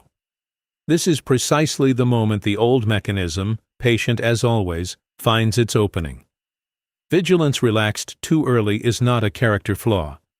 It is a predictable cognitive error, the same one that causes people to stop taking medication the moment they start feeling better, mistaking early improvement for full resolution. Here is the honest timeline nobody wants to hear at the start of a change like this. The new pattern does not become the default. It becomes at best a strong second option that requires ongoing maintenance to remain available at all, likely for far longer than the initial burst of motivation ever expected to sustain it for. This is not discouraging news if you receive it correctly. It reframes the entire project away from a finish line you're racing toward, one where you'll finally arrive at a permanently changed self and stop needing to think about any of this again, and toward something closer to an ongoing practice, more like tending a garden than completing a renovation. Gardens do not stay tended because you tended them once thoroughly 3 months ago. They stay tended because something, a habit, a season, a reminder, brings you back to them regularly, before the weeds have had time to fully reclaim the ground. A young man who found, briefly, a real and lasting stillness sitting by a river, watching a ferryman go about his simple, repetitive work, believed for a time that the stillness itself was now permanently his, a state achieved rather than a practice maintained. It took him years, and considerable suffering, to understand that even the ferryman's peace was not a finished accomplishment. It was a daily return to the river, a daily listening, repeated for decades, that kept the peace available at all. The moment the young man mistook a single profound experience for a permanent transformation, he stopped returning to the river as often, and the old restlessness found room to grow back in the space he'd stopped tending. This is what protects progress, and it is smaller and less glamorous than the insight that started it. Not a bigger revelation, but a smaller, steadier return, on a schedule that does not wait for you to feel like it. Choose this week one fixed point that does not depend on your memory alone, one recurring moment or one person who will ask you the honest question on a schedule you don't control entirely by yourself. This is not extra work added onto an already full practice. It is the only thing that has ever kept any real change from quietly reabsorbing into the pattern it was meant to replace. The insight was never going to be enough by itself. It was only ever the doorway. What you build to keep returning through it again and again, on the ordinary days when returning feels unnecessary, is the only thing that decides whether you walk through it once or for the rest of your life. Chapter 13. The Identity Mechanism. Something has shifted, and you can't quite locate when it started being simply true. Somewhere in the returning, in the small fixed points from the last chapter repeated week after week, a strange thing begins to happen, quiet enough that you might miss it if you're still watching for something dramatic. The interruption of the scan, which once required deliberate, exhausting attention, starts arriving with less friction, not because the mechanism has disappeared, because a second pattern, built through repetition the same way the first one was, has begun to compete seriously for the position the old one used to hold uncontested. This is the moment worth naming carefully, because it marks a genuine transition, not from effort to ease exactly, but from action to identity, which is a different kind of shift entirely. Understand the difference clearly, because confusing the two is easy and the confusion matters. An action is something you do, deliberately, against resistance, requiring conscious choice each time it occurs. An identity is something you simply are, requiring no deliberation because the action has become so consistent with your sense of self that choosing otherwise would now feel like the aberration, rather than choosing correctly feeling like the achievement. You did not arrive here by deciding to become a more honest person in some abstract, declarative sense. You arrived here through months of small, specific, repeated instances, each one a vote cast for a particular version of yourself, until the accumulated votes outnumbered the old ones enough to shift. Which version felt, finally, like home? Consider what this means practically, in the texture of an ordinary day. The old you, reading Chapter 1, needed the entire mechanical breakdown of Chapter 4 just to notice the scan running at all. The you reading this chapter notices it almost immediately, often before it completes, sometimes catching the swap in the half-second it used to take with none of the deliberate effort that first attempt required. This is not because you're trying harder. It's because the noticing itself has become part of who you are now, rather than a skill you perform. And skills that become identity require dramatically less energy to maintain than skills still operating as effortful technique. Here is the distinction worth sitting with, because it changes how you understand everything that came before this chapter. You were never actually trying to install a new behavior. You were trying to cast enough votes for a different version of yourself that the tally finally tipped. This reframes the entire practice in a way that matters for what comes next. Every honest sentence chosen over the safe one, every moment of catching the scan in real time, every low-energy night where you simply witnessed the lapse. Instead of weaponizing it into collapse, all of it was a vote, small, often invisible, cast toward a specific answer to a question you'd never consciously asked. What kind of person am I actually going to be? No single vote decided the outcome. The accumulation did, the way an accumulation always eventually does, quietly, past some threshold you couldn't have identified in advance, until one day you notice the tally has shifted, and a version of yourself that used to require constant defense now simply exists, unguarded, unrehearsed. Think about what it means to no longer need to remember to be honest in a given moment. Because honesty has become the default the scan now has to work against, rather than the exception the scan used to successfully suppress.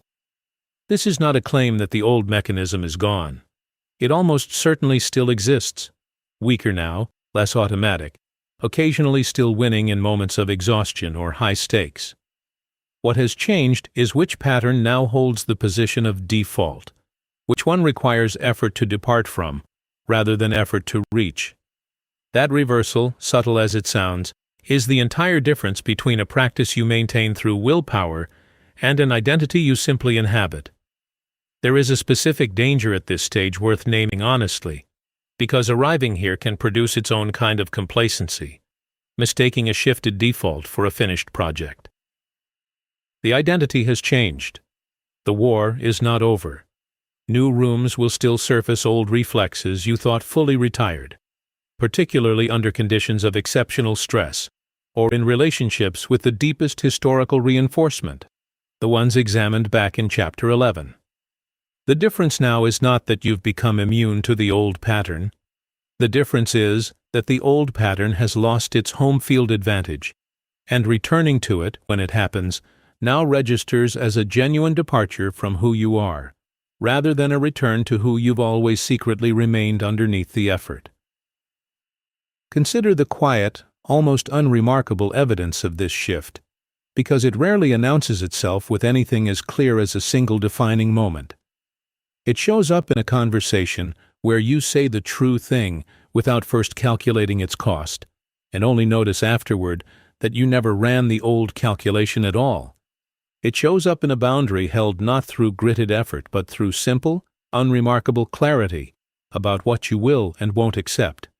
It shows up, most tellingly, in the absence of the old flatness, the one that sent you to the step in Chapter 1, replaced by something you might not yet call joy.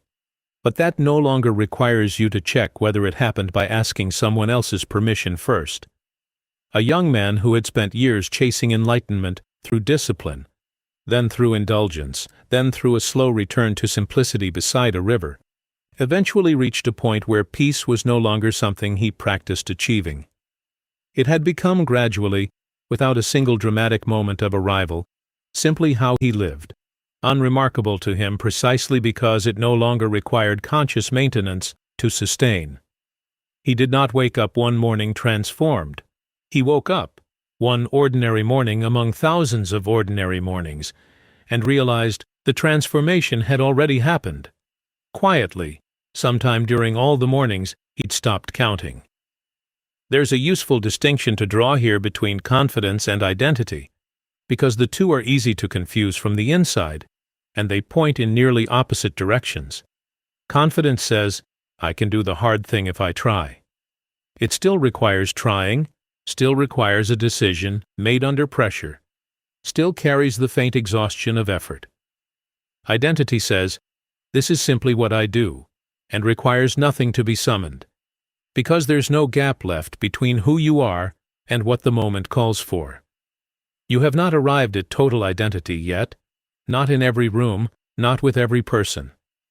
But in the room you chose back in Chapter 7, the gap has closed enough that you can feel the difference for the first time. And once felt, it becomes the standard every other room gets measured against. This is the identity mechanism, and it asks nothing dramatic of you tonight. Only the recognition that you are no longer entirely the person who stood on that step in Chapter 1. And you did not become someone new through a single act of will. You became someone new the same way the old self was built in the first place. One small, repeated choice, cast quietly enough that you almost missed the moment the tally finally turned.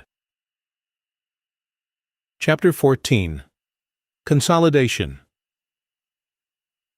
Tonight nothing new is being asked of you, only that you look back. There is a particular kind of clarity that only arrives once you stop adding pieces, and simply lay out what you've already gathered, side by side, and see the shape they make together. That is the entire purpose of tonight. Not a new insight, not another layer of the mechanism to dismantle, but the quiet necessary work of seeing the whole system at once. The way you might finally step back from a piece of furniture you've been building one joint at a time and see for the first time the actual chair. Here is the system assembled in full, a mechanism built by a child who needed love to stay reliable, and who learned correctly for that context that reliability required performance. That mechanism operated through a scan, fast and largely invisible, calculating in advance what a given room would accept, followed by a delivery so practiced it no longer registered as performance at all, followed by a harvest of approval that confirmed every time that the system was working exactly as designed. The system was never measuring truth. It was measuring safety, and for a long time in the specific context it was built for. Those two things overlapped closely enough that you couldn't tell them apart. The cost of that system did not arrive as a single bill. It accumulated in small, reasonable installments, each one individually defensible, until an entire private inventory of untried desires and unspoken sentences had quietly transferred out of your possession. Every previous attempt to address this aimed at the wrong target. Behavior instead of mechanism, willpower instead of witness, and collapsed for exactly that reason, not from weakness, but from a mismatch between the tool and the actual problem. What finally worked was smaller than anything tried before. One room, one moment. The scan, caught in the act, witnessed rather than obeyed. That single act of witnessing met resistance almost immediately. Loud, reasonable sounding, dressed in the language of wisdom and good timing. Because a system with decades of confirmed success does not step aside quietly the first time it's questioned. The resistance had to be named for what it was, not fought directly, simply recognized, moved from the driver's seat to the passenger seat, still present, no longer steering. Low-energy nights threatened to turn single lapses into full collapses, until the distinction between the two was drawn clearly enough to survive contact with genuine exhaustion. Other people entered the practice, some adjusting to the truer version of you, some revealing painfully that they had only ever related to the performance. Beneath all of it sat a root far older than any adult pattern, a small child's accurate, intelligent adaptation to a room where need once cost too much, carried forward, unexamined, into rooms that no longer required the same defense. Structure was what finally protected the fragile early progress from quietly eroding the way unattended things always erode, a fixed point outside your own fluctuating memory, returned to on a schedule that did not wait for motivation to feel convenient. And somewhere in that returning small vote after small vote, action slowly became identity, not through a single transformation, but through an accumulation that crossed a threshold you couldn't have named in advance, until the noticing that once required deliberate effort simply became who you already were. This is the whole shape, seen at once. A survival strategy, built young, outgrowing its usefulness, dismantled not through force but through witness, protected not through willpower but through structure, until it stopped being something you did and became, simply, who you are. Notice what this shape is not, because the absence matters as much as the presence. It is not a story about becoming a different person, someone unrecognizable to who you were before. Every capability the old mechanism built, the discipline, the read on a room, the ability to deliver under pressure, remains fully intact and genuinely useful. What changed was never the toolkit. What changed was who holds it, and for what purpose. The scan that once ran to protect you from a room's disapproval can still run now when it's actually useful, when a genuine threat is present and reading it correctly matters. What it no longer does is run by default on every room, regardless of whether the room actually requires defending against. Here is the distinction worth carrying forward from tonight specifically. Nothing about this system was ever a flaw in you. It was evidence of exactly how intelligent, how adaptive, how resourceful you were, at an age when resourcefulness was the only thing standing between you and a colder world. That resourcefulness does not need to be discarded. It needs to be redirected, and by now, mostly quietly, without your constant supervision. It already has been. The mechanism that once ran on autopilot toward safety now runs, increasingly, toward something closer to truth. Not because safety stopped mattering, but because you finally have enough evidence, collected one small moment at a time across 14 chapters, that truth and safety are no longer the opposing forces they once were. In the room where all of this began, a young man who had walked away from his father's house, through wealth and indulgence and near collapse, back to a river, and finally into a slow, unremarkable peace beside it, spent his whole life discovering the same thing this consolidation asks you to see tonight. Every version of himself, the disciplined ascetic, the wealthy merchant, the grieving father, the quiet ferryman, had not been separate failed attempts discarded along the way. Each one had been necessary. Each one had taught him something the others couldn't. And the peace he finally found did not erase any of those earlier selves.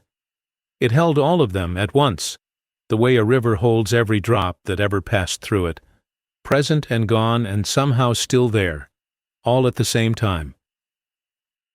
This is what consolidation actually means, and it asks nothing of you tonight except to see it clearly. Not a self with the old mechanism removed, but a self large enough now to hold everything that mechanism ever taught you without being run by it anymore. There is a final distinction worth carrying out of this chapter, one that separates consolidation from mere summary. A summary looks backward and closes a file. Consolidation looks backward specifically to make the path forward sturdier, the way a builder reviews a completed floor not out of nostalgia, but to know exactly where the next one can safely bear weight. Nothing you've assembled tonight is decoration. Each piece, the mechanism names, the resistance survived, the root understood, the structure built, is load-bearing for whatever comes next, and knowing the whole shape at once is what lets you trust it to hold you without needing to re-examine every joint each time life applies new pressure. You are not standing on the step from Chapter 1 tonight. You are somewhere past it, close enough to remember exactly what it felt like, far enough that the keys no longer feel heavy in your hand. One chapter remains, and it does not ask you to learn anything new. It only asks you to recognize what has already, quietly, become permanently yours. Chapter 15. The new way of seeing remains. You are standing on the step again, but something refuses to match any of the others. This time, you notice the noticing itself. There is no scan running, no calculation of what waits on the other side, no small, silent negotiation between the person you are and the person the room might prefer. There is only a door and a key and a body that moves forward without needing to be convinced first.